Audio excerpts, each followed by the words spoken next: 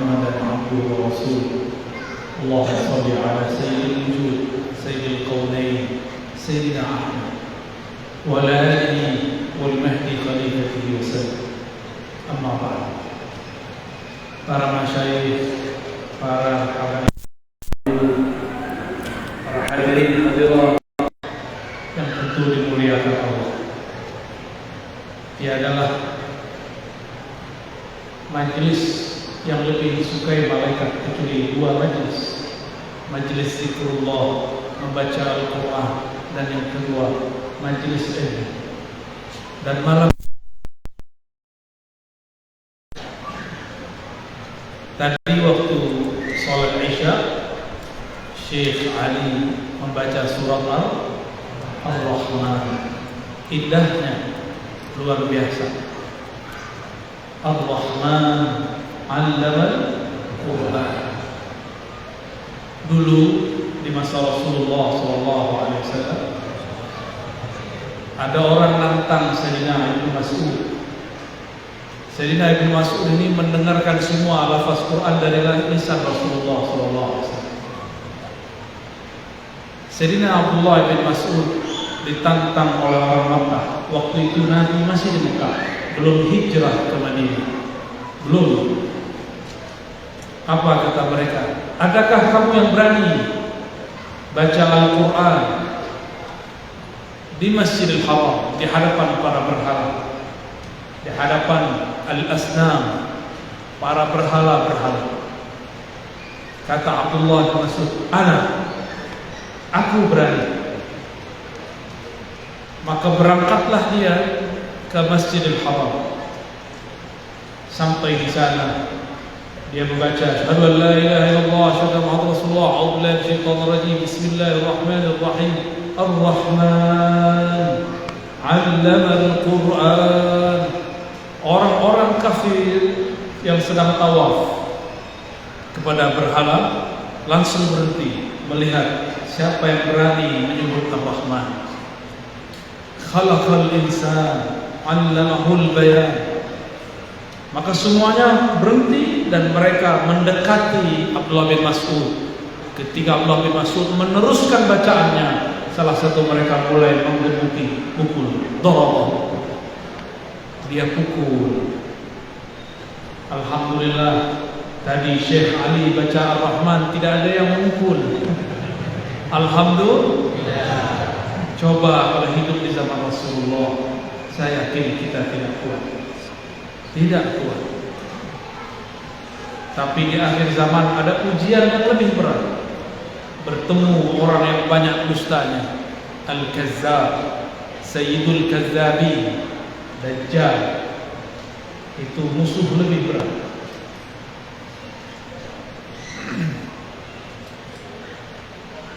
Ternyata Ar-Rahman,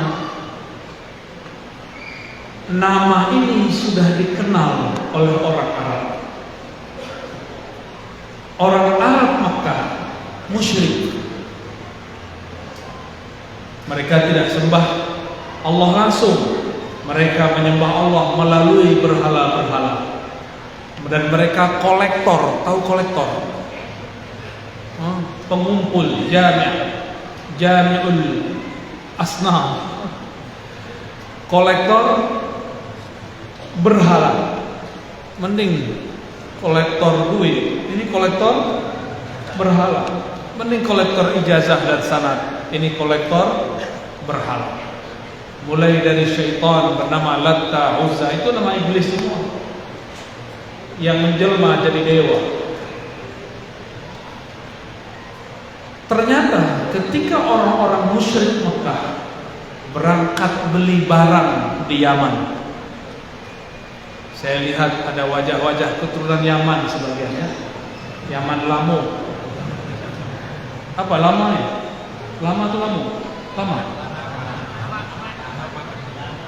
Lama ya. Sampai di sana sudah ada tempat-tempat ibadah orang Yaman. Orang Yaman ternyata terbagi dua. Satu penyembah Isa, satu menyembah Rabb Isa. Dan mereka menyebut Allah dengan Rahman. atau Rahmanan. Jadi orang-orang Yaman menyebut Allah Rahman. Usud punya usud. Mereka belajar agama ini dari misionaris dari Ethiopia, Raja Habasyah, seorang Nasrani yang menyembah Allah, mencintai Isa. Ketika disebut Ar-Rahman, maka orang-orang Arab Yaman senang. Berarti ini nama Tuhannya. Tapi orang-orang kafir Quraisy, musyrik Quraisy tidak senang. Ya? Maka dalam hadis dikatakan, "Ma sami'at Quraisy", tidaklah pernah Quraisy sami'at, mendengarkan surah Ar-Rahman sampai Abdullah bin Mas'ud membacakannya di Al-Masjidil Haram. Selesai kisah Abdullah bin Mas'ud, tiba-tiba Rasulullah berkalam. Apa kata beliau? Sesungguhnya aku melihat kaum jin lebih cepat responnya, jawabannya ketika mendengarkan surat Ar-Rahman daripada kalian. Ra'aitul jinna, ra'aitul jan asra'u jawaban minkum, lebih cepat menjawab daripada kalian. Kalian ketika Allah bertanya, "Fabi ayyi ala'i rabbikuma tukadziban?" Diam-diam aja kan? Diam ya? Nah, malam ini kita turunkan satu riwayat, satu ilmu. Kalau ada imam baca surah Ar-Rahman, setiap ayat itu dibaca, apa jawabannya? Ini diriwayatkan oleh Imamuna Abu Isa At-Tirmidzi, Imam Tirmidzi, murid Imam Al-Bukhari, kawan Imam Muslim. Apa kata Nabi? Ketika aku membaca ayat ini, "Fabi ayyi ala'i rabbikuma tukadziban", maka kaum jin menjawab. Apa jawabannya? "Ya Rabb, ma kazzabna bi ni'matika", kami tidak mendustakan nikmat Engkau. Ya Rabb, kami tidak mendustai nikmat-nikmat Engkau. Kalau tidak bisa bahasa Arabnya, cukup baca di hati. Ya Allah, kami tidak mendustakan nikmat Engkau. Ya, nanti kalau Syekh Ali datang lagi baca Ar-Rahman, dalam hati baca Ya Allah, dalam hati, bukan dilafazkan. Ya, la tatalafaz, kecuali pakai bahasa Arab. Ya, ma kazzabna ni'matak, boleh ya, jamak, boleh mufrad. Kami tidak akan mendustakan nikmat-nikmat Engkau.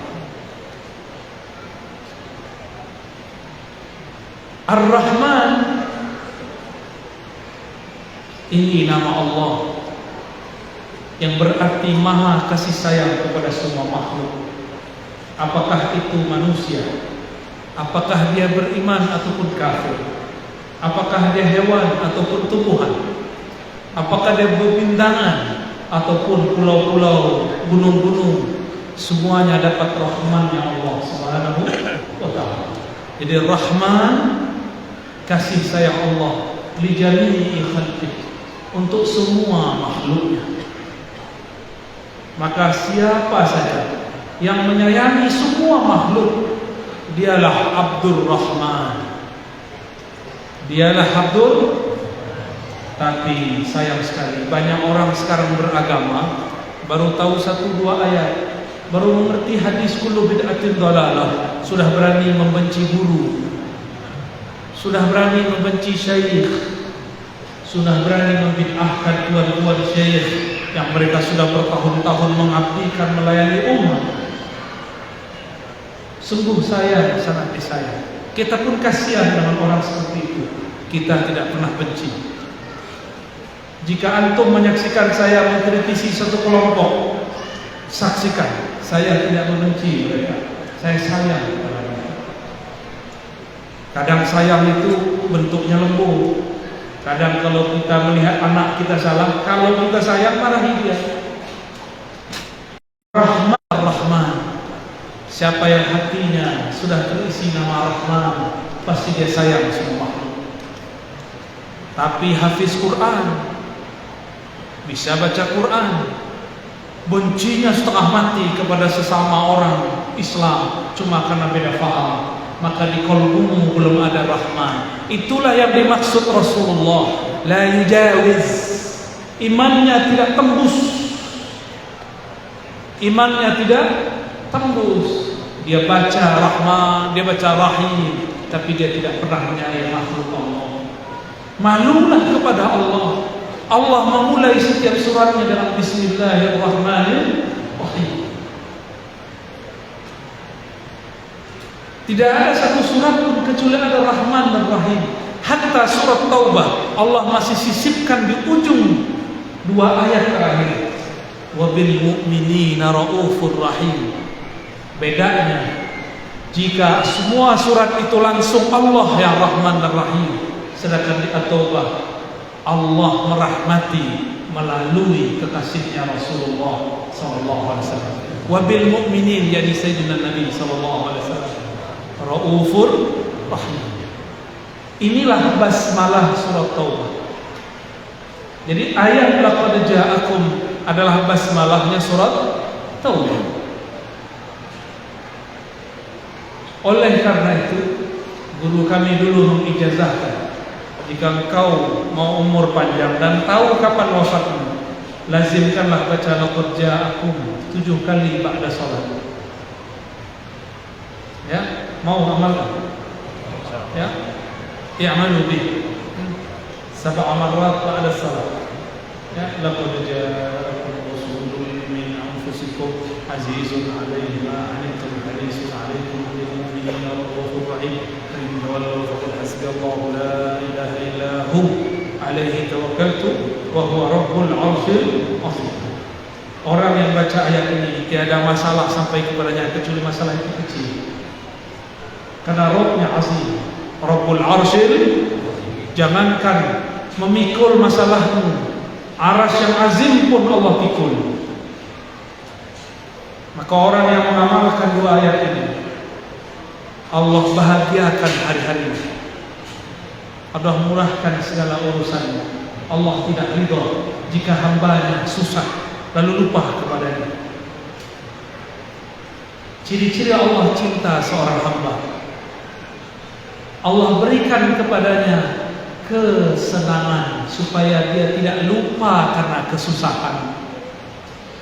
Ciri-ciri Allah sayang kepada hamba, Allah berikan kepadanya kesusahan karena khawatir si hamba lupa karena kesenangan.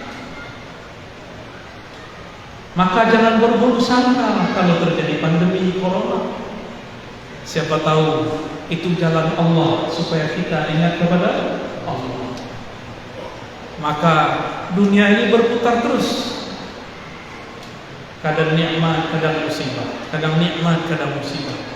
Nikmat itu diberi supaya kita tidak bersuudzon kepada Allah. Tapi orang selalu diberi nikmat, maka dia akan lupa diri kepada Allah, ghaflah.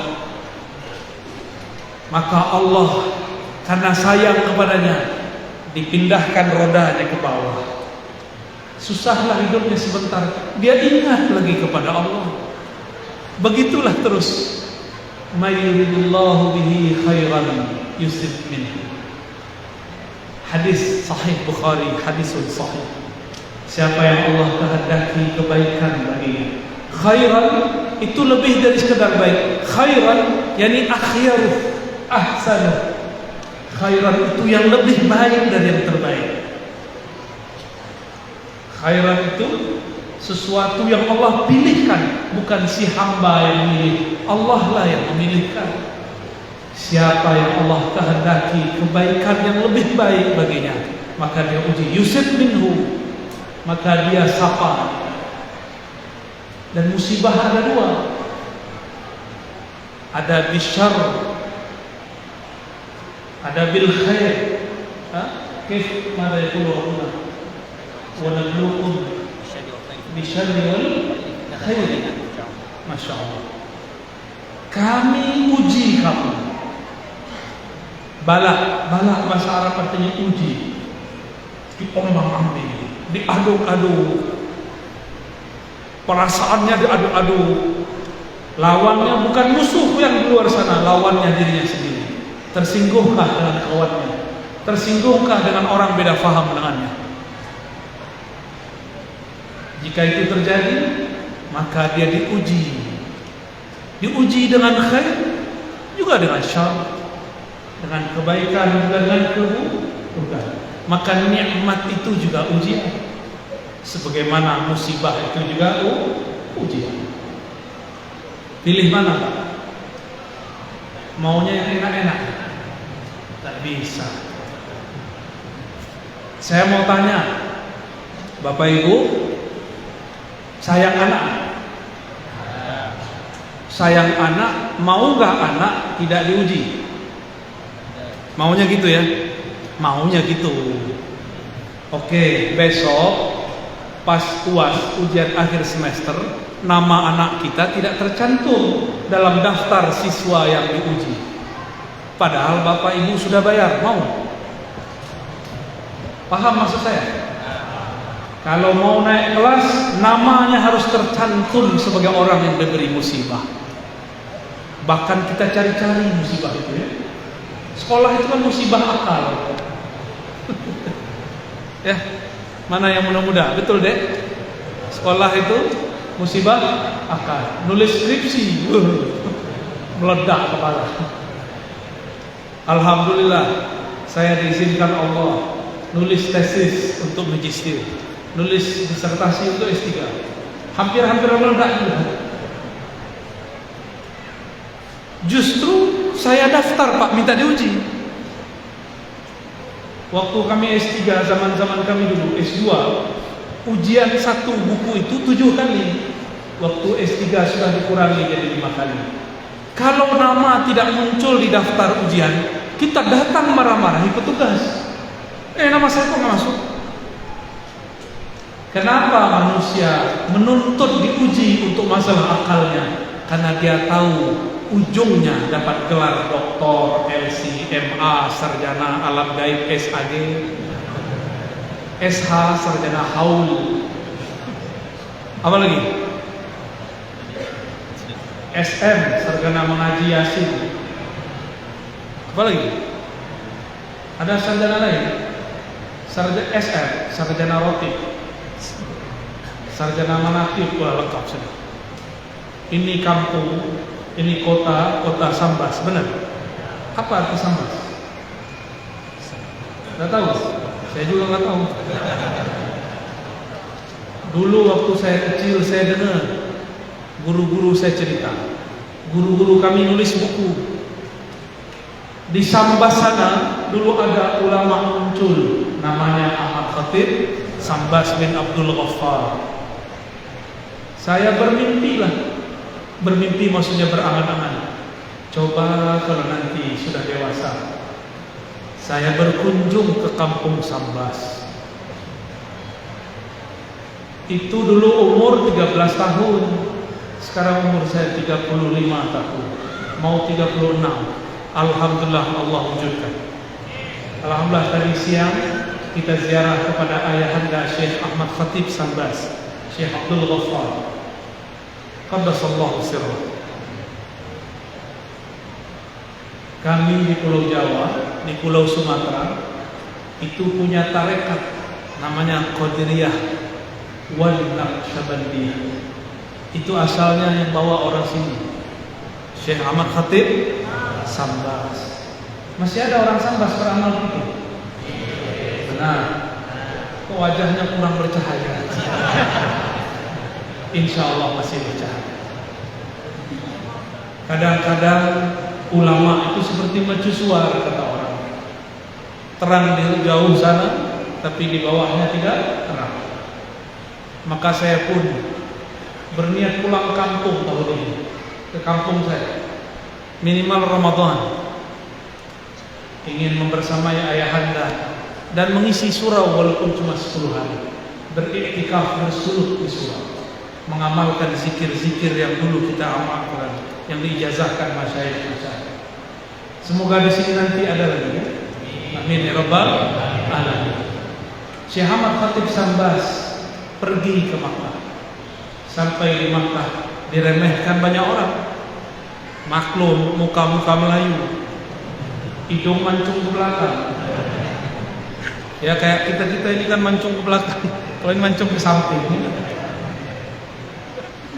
Akhirnya beliau ini karena wajahnya muda, orang Melayu, jenggotnya sedikit. Ini coba lihat jenggotnya.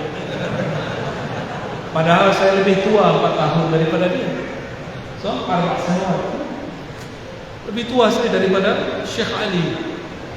Tapi jenggotnya, Masya Allah alaih. Dulu Syekh Ahmad Khatib Sambas jenggotnya seperti saya, bahkan kurang. Umur 19 tahun jenggot belum ada, paling seperti tusuk sate. Ya, kayak antum ini, ini kayak gini. Padahal umur sudah 91 ya. Syekh Ahmad Khatib Sambas belum jadi syekh, tidak diterima talaqi oleh masyayikh Arab. Terdengarlah kisah itu oleh ulama Patani, ulama Melayu dari Thailand Patani. Namanya Syekh Daud Fatani, murid dari Syekh Muhammad Arsyad Al-Banjari, murid dari Syekh Abdul Samad Al-Falibani, sekawan dengan Syekh Nawawi Al-Bantani. Maka dipanggillah Syekh Ahmad Khatib, kau belajar di sini, saya turun. Maka diajarlah ilmu syariat, ilmu fiqih, ilmu usul fiqh, ilmu qiraat, semua diajar. Aqidah sifat 20, aqidah Asy'ariyah Maturidiyah, mazhab Syafi'i. Setelah matang dua ilmu ini, Syekh Daud mengatakan, saya hantarkan engkau kepada guru yang cocok untukmu, namanya Syekh Syamsuddin Al-Qadiri Al-Makki. Diantarkan kepada Syekh Syamsuddin, mursyid tariqah Al-Qadiriyah di Makkah. Ditalqinkanlah zikir keras, la ilaha illallah. Dengan itu wusullah, sampailah kesadaran ma'rifat Syekh Ahmad Khatib Sambas kepada Allah. Diijazahkanlah ia, dan kita tidak mendapatkan sanad selain sanad Syekh Ahmad Khatib Sambas yang menyebutkan dari Syekh Syamsuddin. Berarti murid Syekh Syamsuddin yang bertahan ilmunya cuma Syekh Ahmad Khatib Sambas.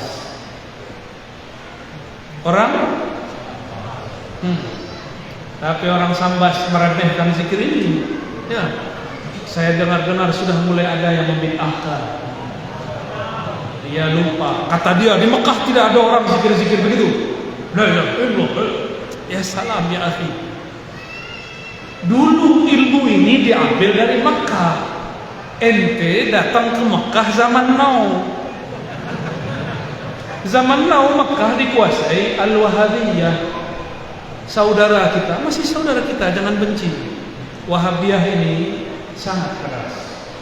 Mereka tidak bermazhab. Mereka anti mazhab dan menganggap sufi-sufi penyembah kubur, musyrik, khurafat. Kebetulan ini mantan. Dia lebih lama mantannya daripada saya. Ya. Jadi dia tanya sama saya, ya, kamu dulu kalau dengar sufi gimana? Sufi musyrik, saya bilang gitu. Oh sama. Pos dulu. Sama-sama mantan. Ya. Jadi kami itu kalau ngelihat ada orang dulu pergi ziarah-ziarah kubur, ubadul kubur, penyembah kubur, suuzon. Ada nggak orang Sambas sujud ke kubur? Ada. Orang Sambas ke kubur mendoakan ahli kubur, bukan minta ke kubur, ya betul. Kita tawassul tidak minta kepada wali, kita tetap minta kepada Allah. Kenapa sebut wali? Karena kita bersanad kepada wali. Laulal murabbi ma'araftu rabbi. Kalau tidak ada guru mursyid murabbi, kita tidak kenal Rabb Allah Subhanahu wa ta'ala. La yashkurullah, la yashkur, tidak bersyukur kepada Allah. Malam yashkurin nas, yang tidak berterima kasih kepada manusia. Dan dua golongan manusia yang paling berhak kita berterima kasih. Satu, walidna, orang tua kita di sini. Yang kedua, murabbi ruhina, guru kita. Orang tua doa, ya Allah mudahkan rezeki anakku. Orang tua. Tapi kalau guru berdoa, ya Allah mudahkan rezeki muridku, mudahkan urusan dunianya, selamatkan dia sampai akhirat. Lebih sayang guru atau orang tua? Guru tiap hari doakan murid supaya selamat dunia akhirat. Orang tua paling cuma mendoakan selamat di dunia. Maka beruntunglah orang tua yang mendoakan keselamatan anak dunia akhirat. Maka Bapak Ibu, malam ini mulai kita ganti doa kita sebagai orang tua. Doakan anak, ya Allah selamatkan anak-anakku, saudara-saudaraku, dunia dan akhirat. Mudah tuh? Susah nggak? Mukmin yang dicinta Allah, mukmin yang mendoakan saudaranya. Maka disebut dalam hadis Muslim, doa paling mustajab, doaul muslim li akhi, doaul mukmin li akhi, doa seorang mukmin kepada saudaranya. Dan yang paling banyak mendoakan saudaranya adalah Rasulullah SAW. Lalu pewaris-pewaris Rasulullah SAW. Itulah sebabnya kenapa guru-guru mursyid diberkahi Allah, karena dia sayang kepada makhluk, dia mendoakan semua makhluk. Ya, guru-guru itu susah hatinya kalau melihat muridnya susah. Tapi apalah daya, dia pun hidup tidak begitu enak, tidak begitu sempurna. Maka Bapak Ibu saudara Allah, mengingat sejarah yang sangat mahal ini, mari bangkitkan kembali semangat rohani yang dulu dihidupkan oleh Syekh Ahmad Khatib Sembas. Dulu beliau pulang, ketemu Belanda balik.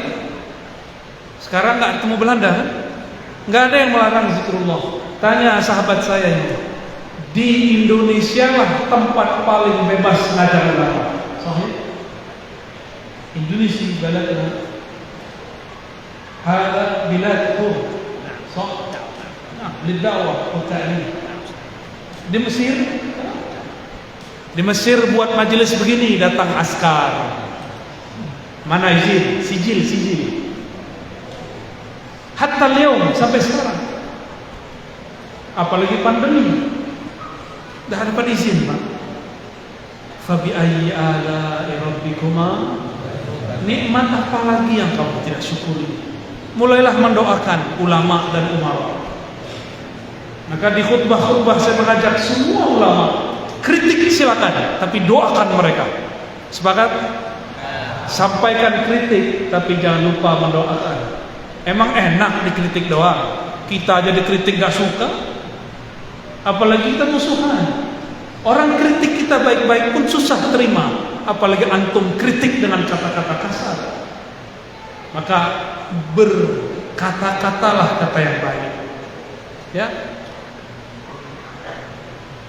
Dalam hal ini saya bersyukur bertemu saudaraku-saudaraku semua, orang-orang yang mencintai Syekh Ahmad Khatib, wali min auliyaillah. Di Pulau Jawa ada Jawa Barat, ada Jawa Tengah, ada Jawa Timur, ada Banten. Di Banten ada Syekh Asmawi, bertorikot Qadiriyah, Naqsyabandiyah, jalur Syekh Ahmad Khatib. Di Jawa Barat ada Abah Anom. Abah Anom itu bahasa Melayu Syekh muda. Di kampung saya, kalau orang dapat ijazah tarekat dia masih muda, dapat gelar Syekh muda. Tapi saya nggak mau terima gelar itu, saya gelarnya Syekh aja. Nggak mau dapat gelar muda, sok-sok tua. Ya. Dan alhamdulillah guru saya tidak bilang kamu tidak Syekh muda, kamu Syekh. Dulu waktu masih umur 27 tahun diijazahkan thariqah Naqsyabandiyah oleh guru.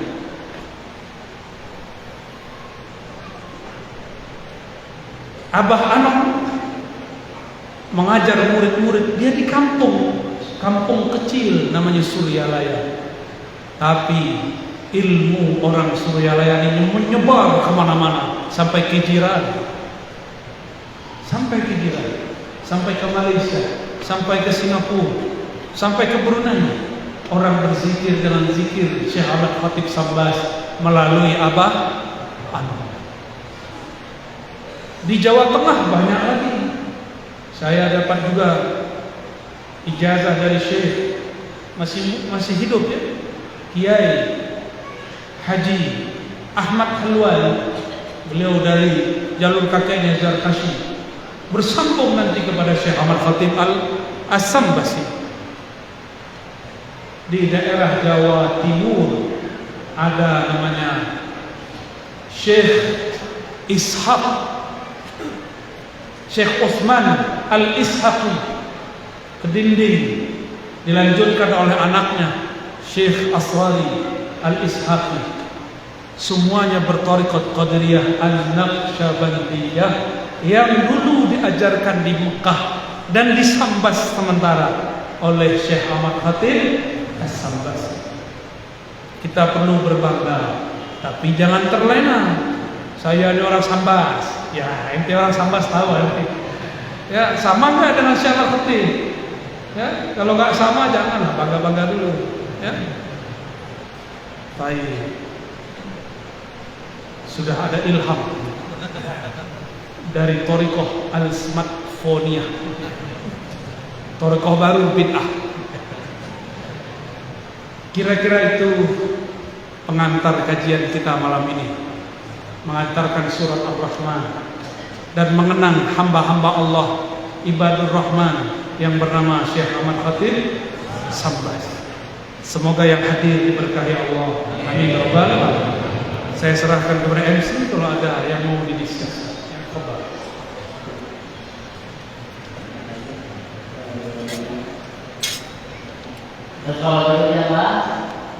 Allahumma shalli ala sayyidina Muhammad. Allahumma shalli ala sayyidina Muhammad. Allahumma shalli ala sayyidina Muhammad. Hadirin jamaah, jadi terima kasih dulu ya atas acaranya, mudah-mudahan bisa bermanfaat bagi kita para sahabat kita.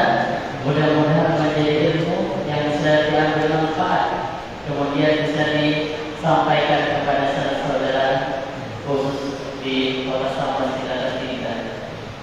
Baik, untuk acaranya kita buka sesi tanya jawab. Jadi untuk sesi tanya jawab ini, untuk sesi pertama mohon izin kita bagi menjadi 2 sesi insyaallah. Untuk sesi pertama kami persilakan untuk 2 orang penanya, baik jamaah laki-laki maupun jamaah perempuan. Silakan. Mohon izin panitia.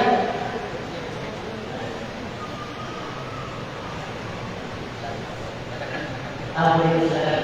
Fadhal.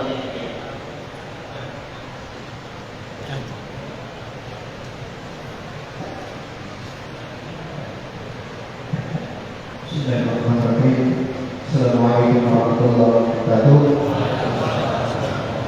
Allahumma shalli ala sayyidina Muhammad wa ala ali sayyidina Muhammad. Mohon pertanyaannya mengenai mursyid.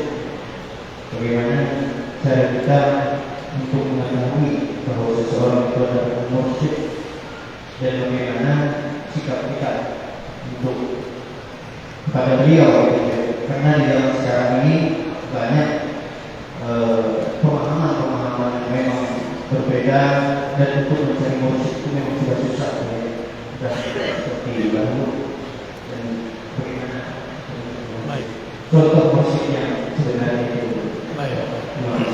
Assalamualaikum warahmatullahi wabarakatuh. Langsung jawab ya. Cara cari mursyid. Mursyid itu ada 2. Ada mursyid kolektor sanad, ada mursyid wali Allah.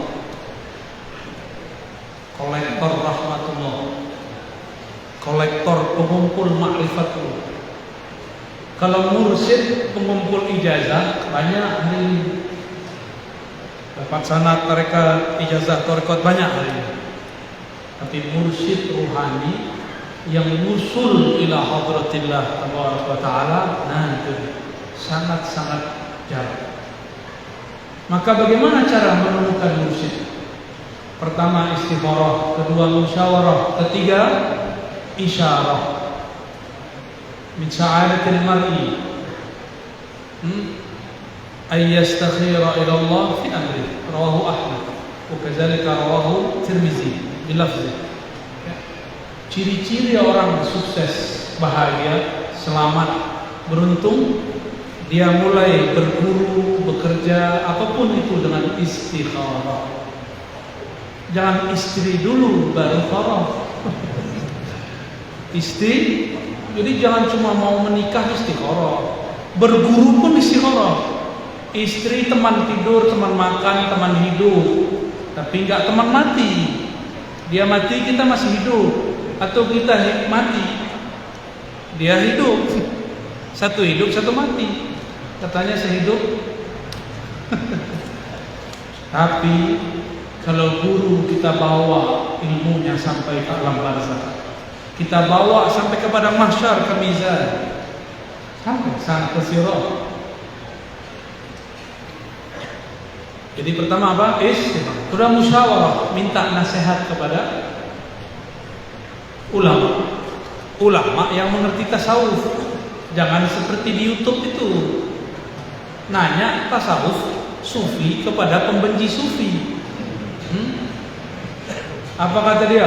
Sufi zindiq. Ya salah.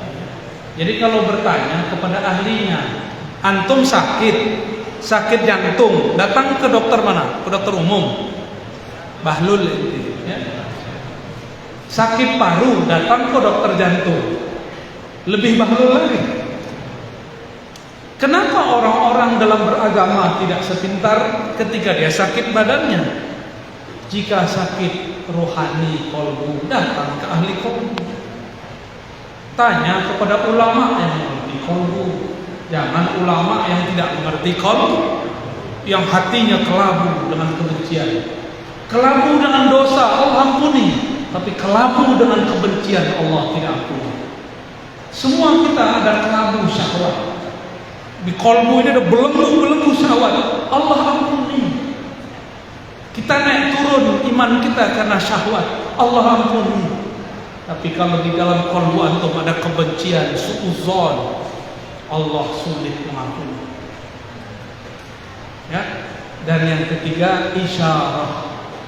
Bertanya seorang sahabat kepada Rasulullah SAW, Man awliyaullah? Faqala sallallahu alaihi wasallam, Man idza dzukirallah. Siapakah wali Allah itu wahai Rasulullah? Lalu Nabi menjawab, orang yang jika engkau pandang mereka, yang jika mereka dilihat, diingat, dikenang, disimak kajian-kajiannya, kalam-kalamnya, petuah-petuahnya, zukirullah, mereka itu membuat kita ingat kepada Allah. Kalau sudah bertemu yang begitu, pastikan dia mursyidnya itu mursyidnya kita. Jadi mursyid bukan yang berserban, ya. Itu mah gampang Pak. Ini wajah-wajah preman, hidung mancung dikit, brewok, kasih serban syekh. Apa itu yang syekh? Ya? Ini wajahnya cocok ini. Wajahnya cocok, datunya. Ini dato ini di Sumatera Barat dia dato. Sampai di sini duduk di bawah. Ya. Udah brewok, hidung mancung, ya. Kasih serban. Jadi Habib, Habib Wahabi. Marga itu apa? Marga Satwa. Hai. Bukan itu yang kita cari. Kalau antum mengatakan guru mursyid itu orang-orang yang berserban, di Yaman nyabit lumpur pakai serban. Kita hormat kepada serban. Saya dapat sanad serban dari guru saya, bersambung kepada serban Rasulullah. Tapi bukan itulah tanda seorang mursyid. Nanti ada masanya saya berserban, tenang aja ya. Sekarang masih senang dengan kopiah. Ini kopiah apa namanya? Biasa kopiah hitam ya. Karena saya masih merasa kolbu saya hitam, belum pantas pakai serban yang putih. Maka saya nggak berani pakai serban, serius. Hati saya tahu hati. Allah Maha tahu isi hati saya. Maka saya belum merasa pantas menggunakan imamatul Rasul Sallallahu Alaihi Wasallam. Ya, belum pantas. Insya Allah nanti, fi yaumin ma, ya, di suatu saat, jika Allah sudah takdirkan guru saya memerintah, saya pakai serban. Ya, nggak main serban pakai nafsu. Nanti malu-maluin serban. Ya, perban aja otaknya. Ya. Baik, sudah terjawab. Pertama apa? Istikharah. Kedua, musyawarah. Ketiga, isyarah. Berarti menggunakan sir. Wallahu a'lam bishawab.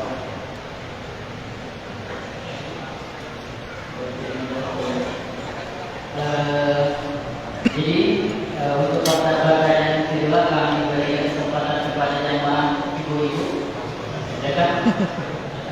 Dan berdiri ibu Ilal ummahat. untuk saya memberikan mikrofon. Ummahat. Tatakallam bil Indonesia. Bisa. Negara bersama bisa selama sebelum semua mustalahat saya bisa. أحسن تتكلم بالإنجليزية حتى تلقي المحاضرة إن شاء الله. تتعلم من زوجتيك.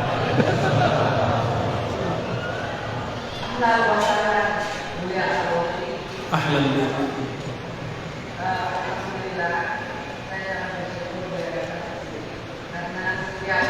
dekatkan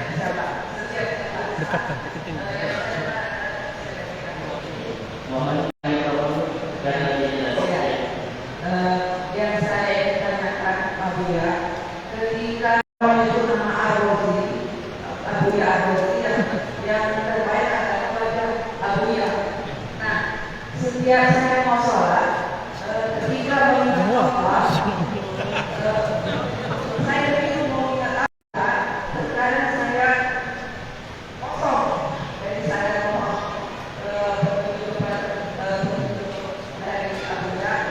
apa yang harus saya ingat? Baik. Assalamualaikum warahmatullahi wabarakatuh. Qul in kuntum tuhibbuna Allah fattabi'uni. Jika engkau cinta mahabbah kepada Allah, mahabbah kepada Allah puncaknya ada dalam salat. Maka fattabi'uni, ikutilah aku. Rasulullah turunkan makna ayat ini, sallu kama ra'aitumuni usolli, rawahul Bukhari. Kalau engkau sholat, sholatlah seperti engkau melihat aku. Maka sahabat sebelum sholat mereka membayangkan Rasulullah di depannya. Itu disebut rabitatul syekh, rabitatul mursyid. Al-mursyid al-haqiqi Sayyiduna Nabi sallallahu alaihi wasallam.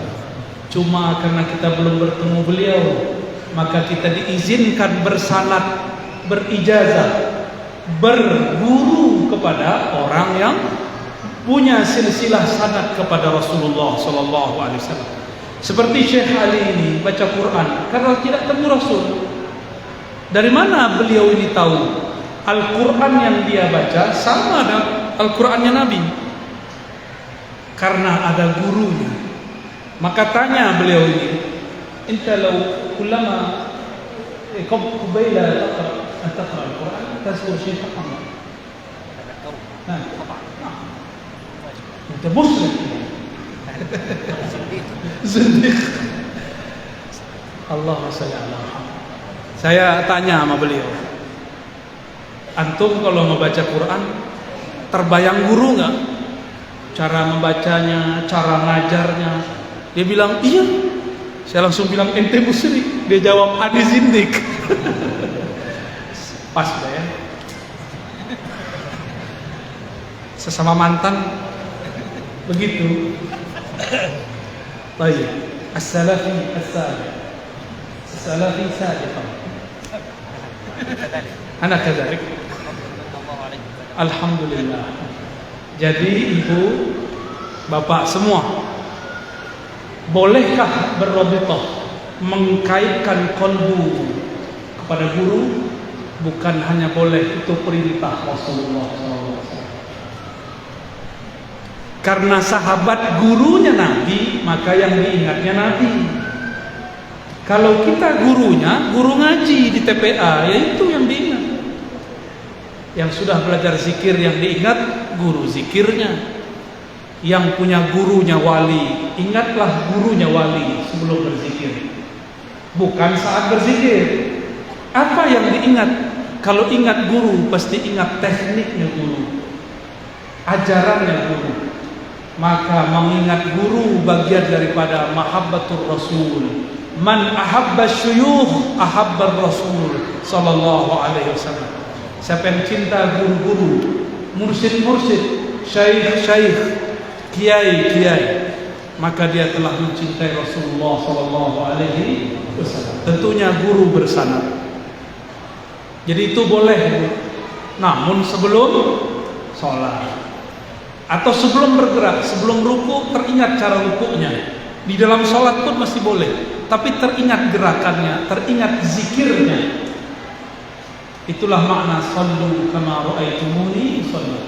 Ahli fiqih melihat Nabi sholat, keluarlah arkan wa syurut, rukun dan syarat, semuanya amal zahir.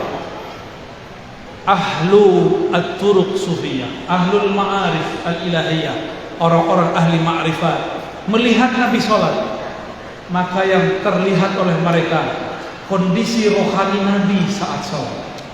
Itulah Sayyidina Ali, Sayyidina Abu Bakar, Sayyidina Umar, Sayyidina Utsman, Sayyidina Talha, Sayyidina Abu Mas'ud, sahabat-sahabat. Mereka sebelum sholat teringat bagaimana Nabi nangis, teringat Nabi ngangkat tangannya bagaimana. Bukan lihat buku Sahih Bukhari, ya. Kalau lihat buku bisa sholat gak? Buku bisa sholat. Maka sholat yang sah bukan membaca buku.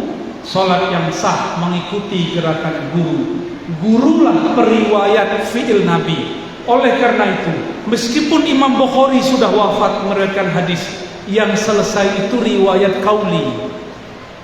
Riwayat fi'li, perbuatan, masih diriwayatkan oleh guru-guru ngaji, masyayikh sampai kiamat.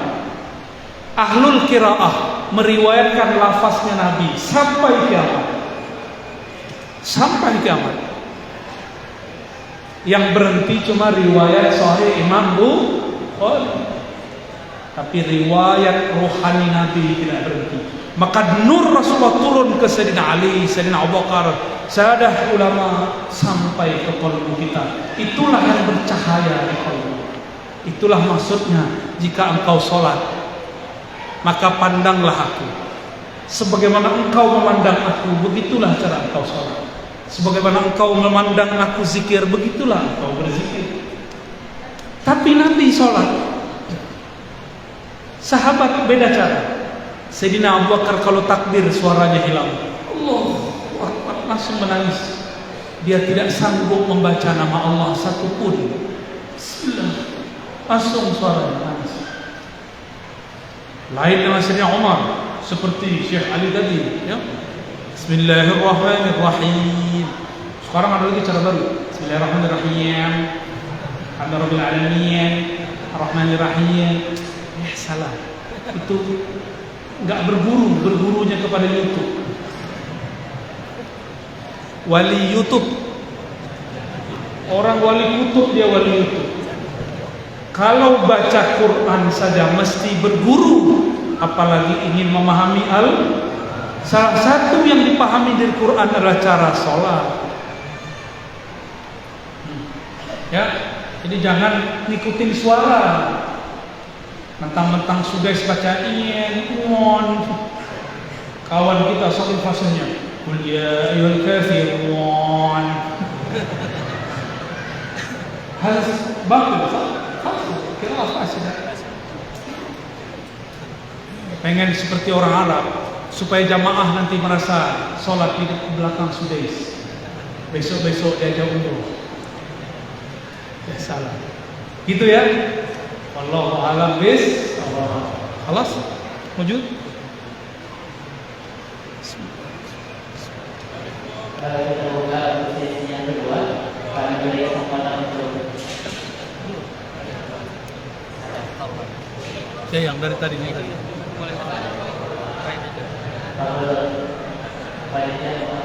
Jadi mengingat waktu, jadi mohon maaf kepada jemaah sekalian. Nanti mudah-mudahan doa bersama.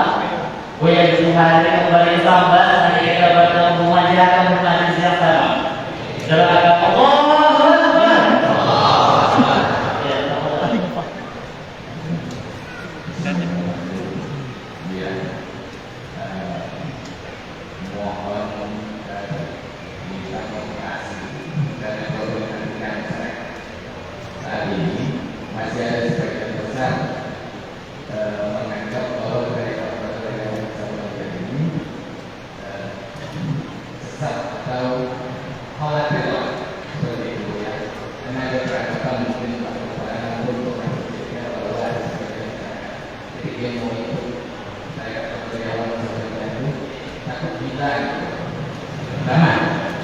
Kedua, saya minta motivasi ya untuk memberi motivasi masyarakat supaya yang belum tahu mereka, karena godaan waktu tahu itu ya, saya ingat diri saya sendiri ya, jika dia tenang itu ya, bersau mau maju, takut, seperti itu ya. Namanya ketiga terakhir, mudah-mudahan kalau besok program yang datang Buya dan lain di sini.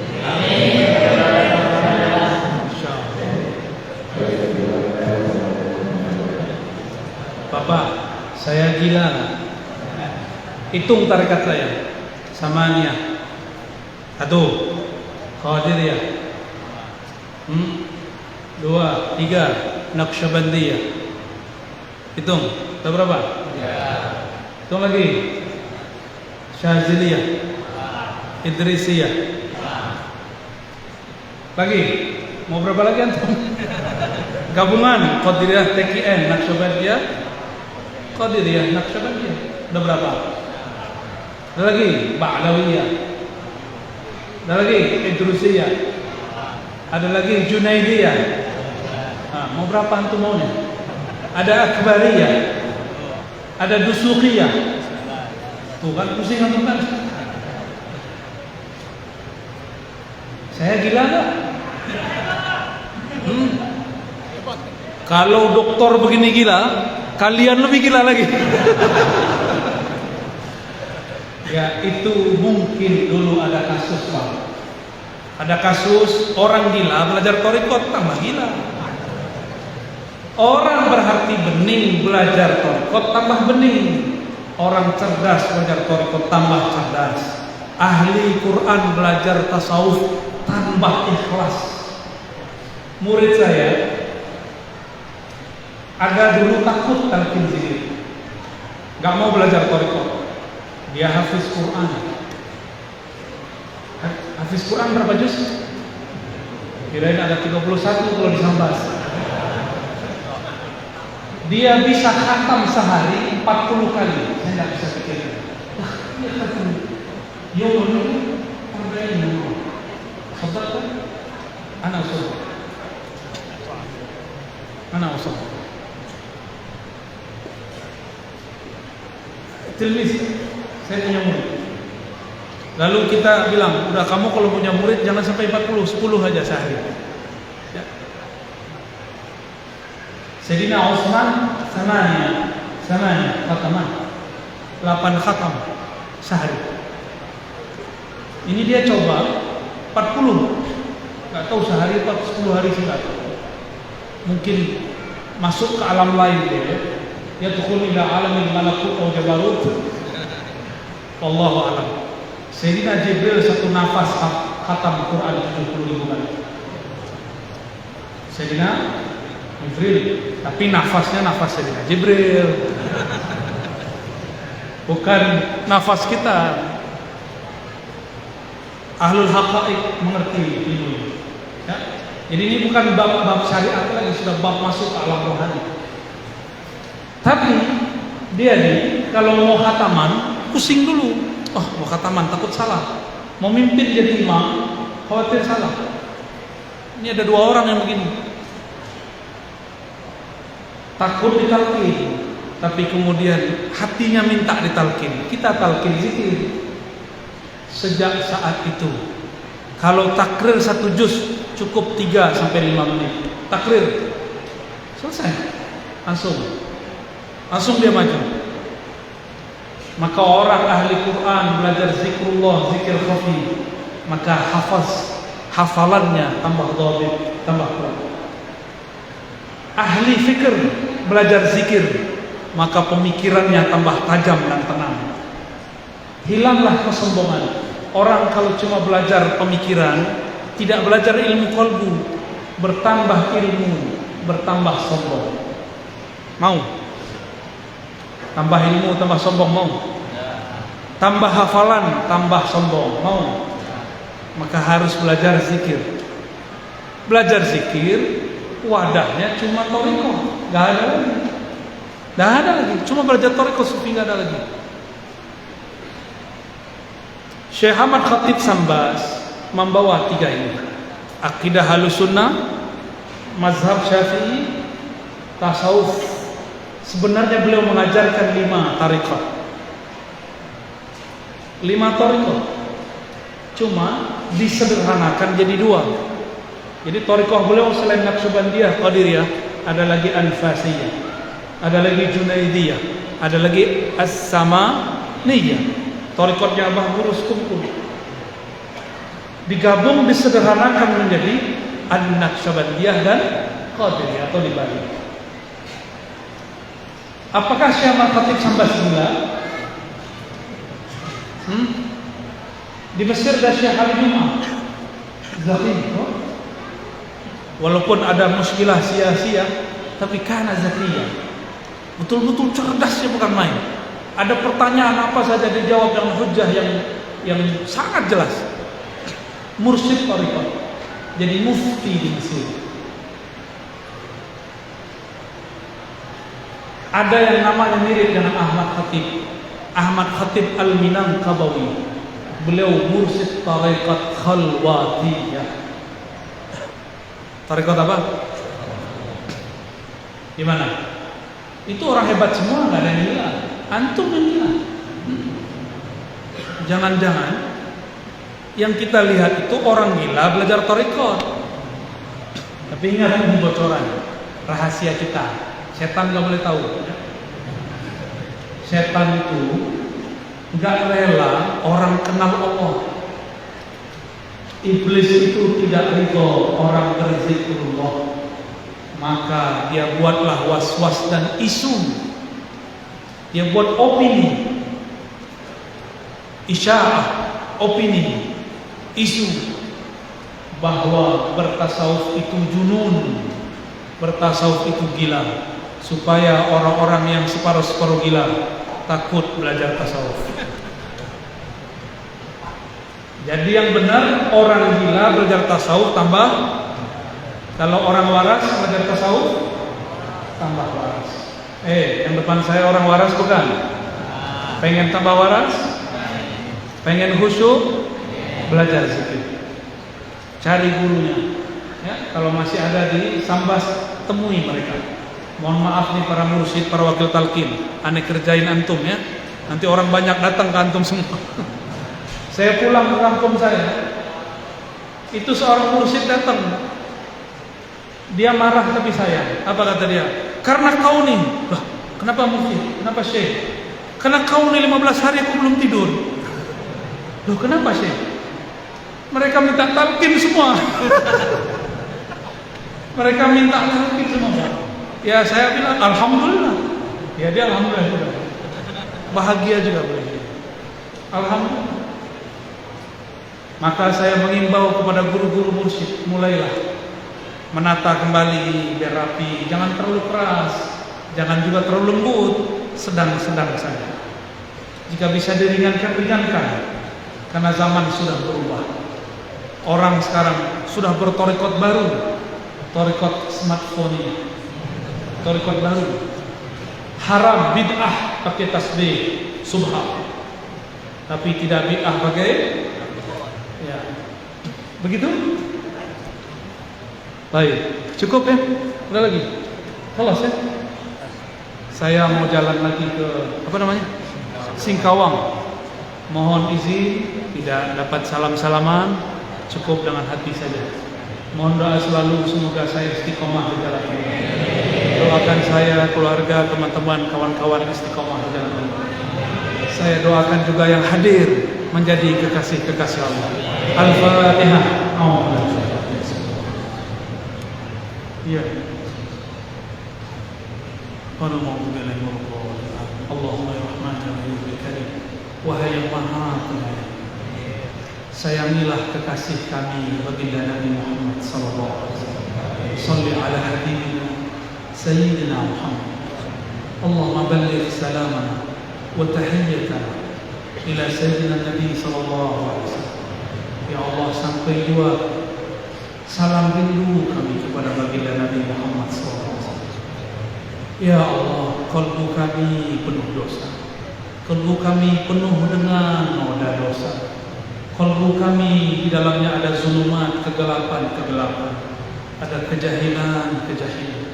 Engkaulah yang meneranginya, ya Allah, ya Nur, ya man huwa nurun ala nur. Wahai pemilik cahaya, wahai yang menerangi alam semesta, terangilah alam qalbu kami dengan nur mengenal Engkau, nur ma'rifat kepada Engkau, nur zikrullah, menyebut-nyebut nama. Ya Allah, saksikan malam ini kami mengakui semua dosa-dosa kami, semua masa lalu kami yang penuh dengan maksiat, semua masa lalu kami yang penuh dengan kegelapan, semua masa lalu kami dengan penuh kebanggaan. Hanya Engkaulah ya Allah yang dapat mengampuni. Meskipun dosa kami sepenuh langit dan bumi, ya Allah, ampunan Engkau memenuhi arasmu, ya Allah. Maka birahmatika ya Rabb, faghfir lana wa li jami'il hadirin wal hadirat. Dengan rahmat Engkau yang maha luas, ya Allah, sayangi semua yang hadir, baik yang laki-laki ataupun perempuan. Allahumma ya Rahman ya Rahim ya Karim, birahmaniyatik Fakhtimna bi husnil khatimah. Ya Allah, dengan kasih sayang Engkau, ya Allah, maka hidupkan kami dengan nama-Mu, dengan mengenal Engkau, dan wafatkan kami dengan menyebut nama-Mu, dengan mengenal Engkau. Amin ya rabbal alamin. Rabbana atina fid dunya hasanah wa fil akhirati hasanah wa qina adzabannar. Bi jahil Nabi sallallahu alaihi wasallam. Alhamdulillahirabbil alamin. Mohon izin. Assalamualaikum warahmatullahi wabarakatuh.